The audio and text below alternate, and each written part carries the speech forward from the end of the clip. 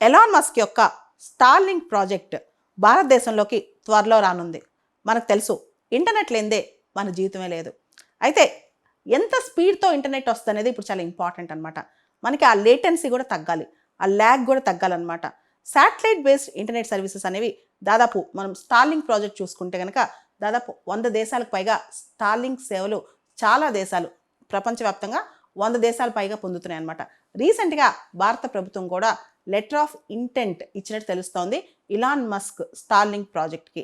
ఒకవేళ కనుక satellite based Starlink project కనుక మన దగ్గరకు వస్తే కనుక అసలు ఇంటర్నెట్ ఖర్చులు ఎలా ఉండబోతున్నాయి, ప్రతి నెల ఈ హై స్పీడ్ ఇంటర్నెట్ ఆ జాగ్రఫికల్ లొకేషన్ అక్కడున్న కనెక్టివిటీ ప్రకారం 3,000 నుంచి 7,000 వరకు ఒక్కొక్క ప్రతి నెల ఒక్కొక్క కస్టమర్కి అయ్యే అవకాశం కనిపిస్తుంది. ఇది కాస్త ఖర్చు ఎక్కువేలాగుంది. దాంతోపాటు కిట్ కొనుక్కోవాలి. ఇనీషియల్గా ఈ స్టార్లింక్ కిట్ ఒకటి కొనుక్కోవాలి. దానిలో వైఫై రౌటర్ కానీ ఆ యాంటీనా డిష్ కానీ ఇవన్నీ కొనాలన్నమాట. వీటన్నిటికి కూడా దాదాపు 40 నుంచి 50,000 అయ్యే ఖర్చు కనిపిస్తుంది. అమెరికాలో సేమ్ ఎవ్రీ మంత్ కస్టమర్ దాదాపు 30,000 రూపాయలు ఇంటర్నెట్ కనెక్షన్కి శాటిలైట్ బేస్డ్ ఇంటర్నెట్ కనెక్షన్కి కడుతున్నారంట.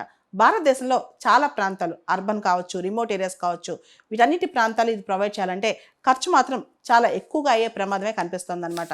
అయితే ఇది వస్తే కనుక ఈ శాటిలైట్ బేస్డ్ ఇంటర్నెట్ సర్వీసెస్ వస్తే ఎంతవరకు భారతదేశానికి మంచి జరుగుతుంది, ఎలాంటి సవాళ్ళు మన దేశం ఎదుర్కొనుంది అంటే ముఖ్యంగా ఇప్పటి వరకు కూడా గవర్నమెంట్ అనేది కాస్తలో కాస్త ఇంటర్నెట్ని రెగ్యులేట్ చేయగలదు. ఎంతో కొంత పూర్తి స్థాయిలో కాకపోయినా కనెక్షన్స్ ఇంటర్నెట్ సర్వీస్ ప్రొవైడర్స్ని ఆ బ్లాక్ చేయమని చెప్పడము, ఏదైనా సోనిటీ థ్రెట్స్ వస్తే ఆపగలటం చేయొచ్చు. కానీ ఇప్పుడు డైరెక్ట్గా స్టార్లింక్ శాటిలైట్ సర్వీసెస్ కస్టమర్కి డైరెక్ట్గా ఉంటుంది అనమాట. దాంతో లూప్లో గవర్నమెంట్ ఉండదు. మరి గవర్నమెంట్ ఎలా ఆపగలదు? ఇదే ఫస్ట్ క్వశ్చన్ అనమాట. రెండో క్వశ్చన్, జాతీయ ప్రయోజనాలకు వ్యతిరేకంగా జరిగితే అప్పుడు ఇండియా ఏం చేయగలదు? ఇది ఇంకొక ప్రశ్న. ఇవన్నీ పక్కన పెడితే ఈ స్టార్లింక్ శాటిలైట్స్ అనేవి లో ఎర్త్ ఆర్బిట్లో తిరుగుతుంటాయి. స్టార్లింకే కాదు, యూరోప్లో చాలా కంపెనీస్ ఇలా ప్రైవేట్ శాటిలైట్ సర్వీసెస్ ద్వారా ఇంటర్నెట్ ఇవ్వడానికి ట్రై చేస్తున్నాయి. ఆ టైంలో లో ఎర్త్ ఆర్బిట్లో శాటిలైట్స్ విపరీతంగా పెరిగిపోయి వాటిని రెగ్యులేట్ చేసే అవకాశం కూడా కష్టం అవుద్దేమో. తర్వాత స్పేస్ డెబ్రిస్ పెరిగే అవకాశం కూడా చాలా వరకు కనిపించింది. ఇవన్నీ పక్కన పెడితే ఒక ప్రైవేట్ స్పేస్ ఏజెన్సీని కంప్లీట్గా ఇంటర్నెట్ సర్వీసెస్ ఇచ్చేసేసి ముఖ్యంగా ఇలాన్ మస్క్ స్టార్లింక్ కంపెనీ లాంటి ఒక్క కంపెనీని ప్రోత్సహిస్తే తర్వాత పరిస్థితి ఎలా ఉంటుందని చెప్పి భారతదేశంలో కూడా పెద్ద పెద్ద కంపెనీస్ అబ్జెక్షన్ తెలుపుతున్నాయి. అయితే పూర్తి స్థాయిలో ఈ స్టార్లింక్ శాటిలైట్ బేస్డ్ సర్వీసెస్ ఏదైతే ఇంటర్నెట్ సర్వీసెస్ ఉన్నాయో అవి రావడానికి మన ఇన్స్పేస్ వాళ్ళ అప్రూవల్ కావాలి, తర్వాత ట్రాయ్ వాళ్ళ అప్రూవల్ కావాలి.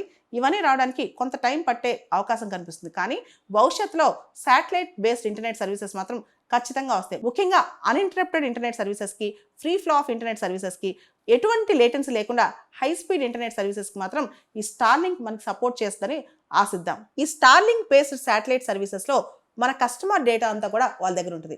ఇప్పుడు ఇండియన్ గవర్నమెంట్ ఒక కండిషన్ ఖచ్చితంగా పెట్టాలి.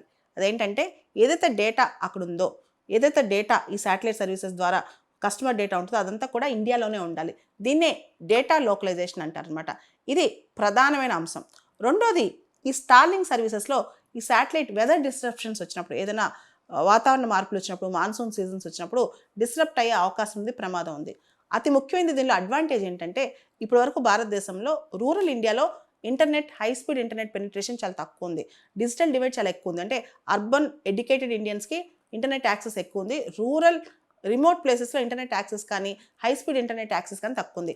దీన్ని బ్రిడ్జ్ చేసే విధంగా, ఈ డిజిటల్ డివైడ్ని బ్రిడ్జ్ చేసే విధంగా కూడా ఈ స్టార్లింక్ యాక్ట్ చేయగలదు అనమాట. అంటే అందరికీ అందుబాటులో డిజిటల్ ఈక్వాలిటీ అనేది తేగలదు అనమాట.